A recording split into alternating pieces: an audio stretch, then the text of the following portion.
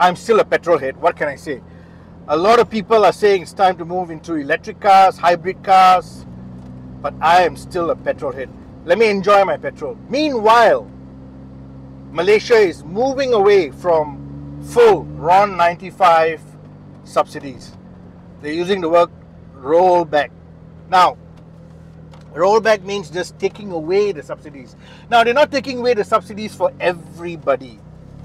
85% of the Malaysian population, Malaysians, not foreigners, 85% of the Malaysian population will still get RON 95 subsidies. This is what you call targeted subsidies.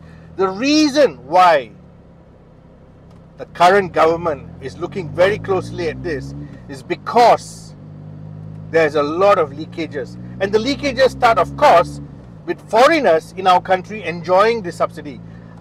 Sad to say, the subsidy is only for Malaysian citizens, not for foreigners. That's number one.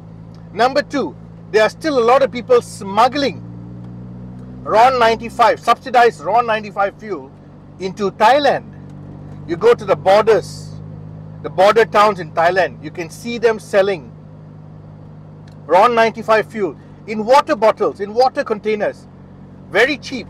And that's also, with a little bit of a price increase, because why?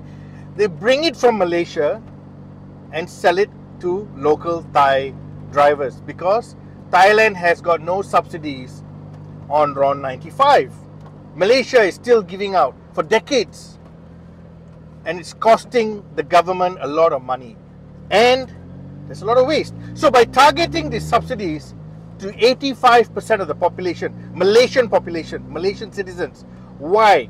Because they say 15% of Malaysians citizens are in the upper earning bracket and they don't need subsidies. I agree with that, because if you're already in the T15, this is a segment they're talking about now, T15, which are people who are earning household income 5-figure and above, they should be able to pay for petrol. Because why?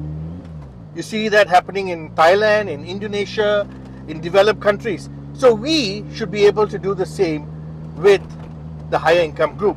So, middle of next year, targeted fuel subsidy for RON 95 will come in. And let me tell you, there will not be a lot of people complaining. Why? When they gave out the news that diesel subsidies were going to be removed, everybody started making noise. Even people who don't drive diesel vehicles, because they said it'll raise the cost of goods.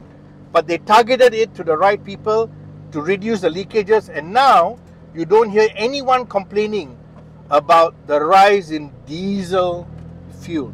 Because why? Those who can afford it will pay the full price. Those who can't afford it get the subsidy. And those who've been leaking it out, selling it, they are the ones complaining. So the government is doing the right thing. It's about time. I applaud them for doing this, because it will also motivate the sale of hybrid and electric cars.